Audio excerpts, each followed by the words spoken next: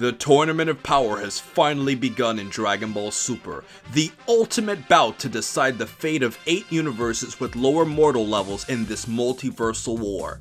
But to dive deeper into this breakdown, alrighty guys, it is Quadman here today, also known as Detective Q, and I'm going to be bringing you my episode 97 good and bad breakdown. So without wasting any more time, let's get straight into this video.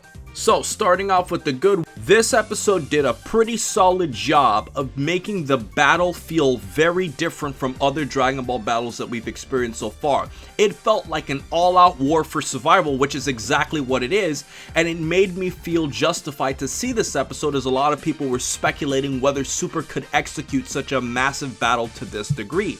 And in these fights, one thing I felt Super did very well is the fact that it kept switching in between fight sequences and made every character feel like they were on their toes.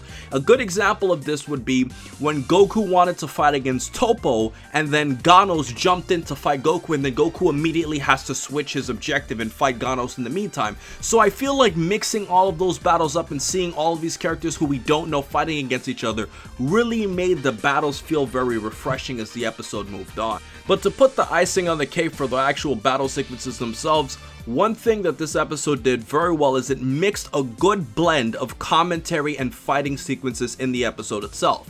And their commentary felt more useful instead of pointless narration that we've heard before.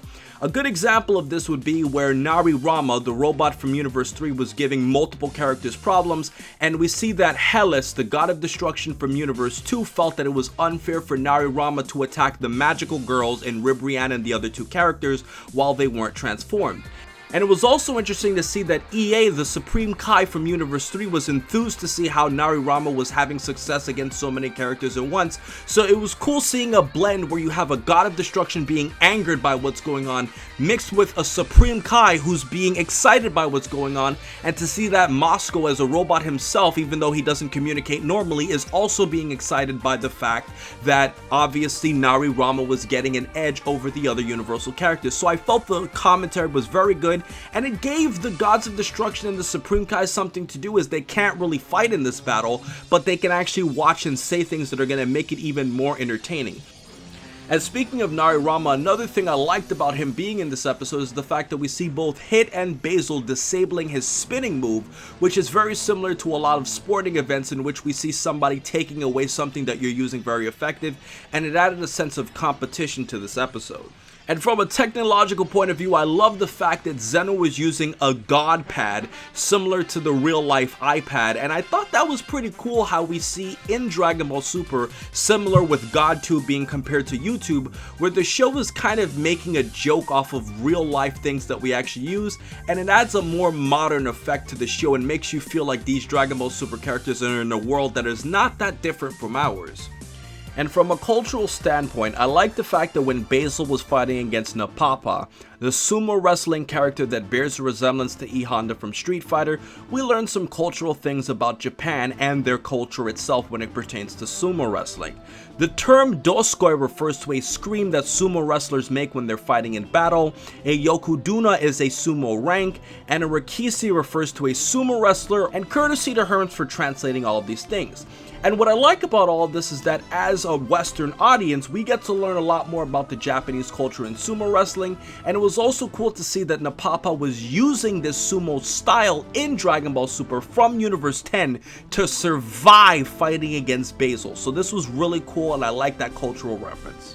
Now, moving on to the more epic part of this episode, I must say, guys, that I feel like Jiren had such a cool vibe in the episode itself, as he was literally just standing there while everybody else was fighting. And I like the fact that we see that the demonic-looking character from Universe 2 actually approached Jiren, was about to fight him, but got intimidated and left. And Vermelf, the god of destruction from Universe 11, was explaining that it was his style. And I thought about it for a second. If you're always standing there on guard, you're actually in a better position because you can exploit your opponent's weaknesses as they're actually approaching you while you stay on the defensive yourself. So from a way, I kind of like that Jiren has his own style and vibe for the episode itself.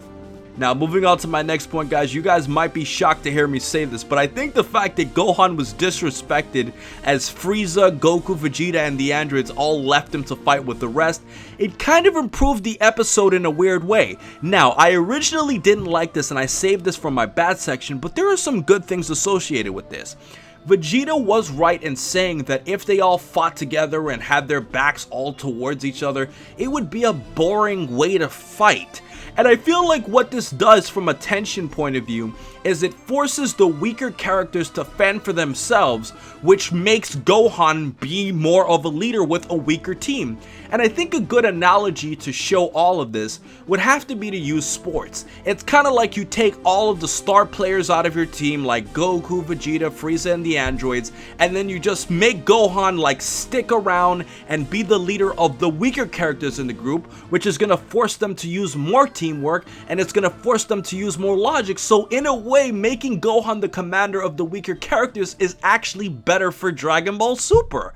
But as you would have guessed, there are some bad things we got to talk about in this episode, guys. And to tell you the truth, when I saw this episode originally, I only noticed that there were 3 scenes of reused animation. However, when I went to Twitter, I noticed that Subarashi and Anime AJ found out way more sequences in this, and I feel like this made the episode feel a lot more unoriginal, as we were all thinking that they were going to have much newer animation, much more originality in this Tournament of Power, and it just felt cheap. And to move on to the next thing that I felt was weak about this episode, it would have to be the defeat of Lilly Buu, the fairy-like character, losing, as I felt her loss was cheap. Now, I understand that many of you are thinking that I'm gonna be nitpicking, and some of you are saying that she's just a minor character and characters obviously have to lose, but hear me out. First of all, this takes away from the suspense of flying characters, especially since there's such a limited amount of flying characters in the tournament itself. And the fact that she forgot to fly and is one of the best fighters in her respective universe? Like, she's one of the best fighters in Universe 10, but she would forget to fly in a moment that is going to decide the fate of her universe being erased. And even if she is a minor character, the purpose of having flying characters in this tournament was to make them stand out from all of the other characters, even if they were weaker because of their flying advantage. This is kind of similar to a Pokemon battle. Even if a ground Pokemon is stronger, it's gonna have a hard time using its moves against a flying type because a flying type can fly. So it just completely took away from what the advantage was, and now we're down a flying character where there's not gonna be as many moving forward. And last but not least, guys, the number one problem I had with this episode would have to be the fight between Goku and Ninku, and the reason why is because it created a plot armor filled, predictable, fake sense of tension. Now, the one good thing about this scene is that when Ninku grabbed Goku as Goku was being distracted by trying to fight Jiren, it emphasized how power hungry Goku is and how Goku's always caught off guard, which is in character. The problem with this is that we knew from the very beginning that Goku was never in any trouble because he's in his base form, and we know that from a plot armor point of view, they would never take Goku out this early because you want Goku to fight against the other characters. And unlike the other scene later on where all of the fighters were gonna gang up on Goku, that had real tension because now Goku has to fight multiple people at once. This is just one guy who Goku could have easily taken out from the beginning, and I feel like Dragon Ball Super has to stay away from this because they're going to be doing the same thing that happened in Universe 6, where Goku and Vegeta just hold back so much against these weaker characters that it just takes away from the grand scheme of the episode itself. And that was the ultimate thing I had a problem with. But to move on to our discussion points, guys, let's talk about the instant transmission, also referred to as the instantaneous movement. Is this a broken technique? Broken in the sense where it gives Goku too much of an unfair advantage? Well, let's think about this. If Goku is ever in a situation where he's about to lose a fight, he can use the instant transmission to immediately get back onto the stage, and because it's not flying or Bukujutsu, it's not really cheating. So in a way, in the future Dragon Ball Super episodes, has it created a plot armor device to make Goku virtually impossible to defeat in this Tournament of Power? And what does this mean about the Yard Rat from Universe 2? Does this now mean that that Yard Rat, even if he's a weaker character, has an ability to almost always get back on the stage? And him fighting against Goku would have 2 guys who can use this technique to perfection. Makes me wonder, guys, but I'm actually kind of fascinated by how Dragon Ball Super is actually going to use this move itself. Now to move on to our preview analysis, there's quite a few things to note here. First of all, we see that when Goku is fighting in the next episode preview that he is glowing. He has this whitish aura around him, and this makes me wonder what this is about. But what it could possibly mean is that Goku is powering up a lot more than what he normally would be in his base form to fight against so many characters at once. In addition to this, we also see Goku saying in the next episode preview that he will settle the fight against Universe 9 with Vegeta. And because Universe 9 has such a low mortal ranking, it makes me wonder that Universe 9 is probably going to be the first group to be knocked out of this Tournament of Power itself.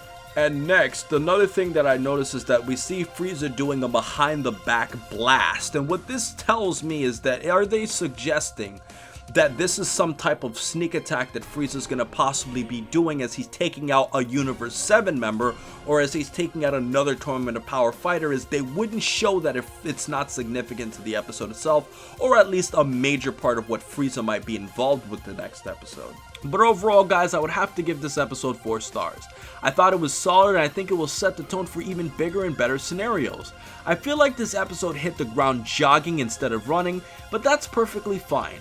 It wasn't as memorable as I hoped it would be, but it has lots of unique characters to play with moving forward, which gives this arc a lot of potential. And if it wasn't for a reused animation with weak plot devices, this episode could have been 5 stars. But the video doesn't end here, as I want you guys to let me know what you think of the episode itself. So with everything else said, please remember to rate, comment, and subscribe. And remember, as I always say, to have a great day, guys, and this arc seems like it has a lot of potential.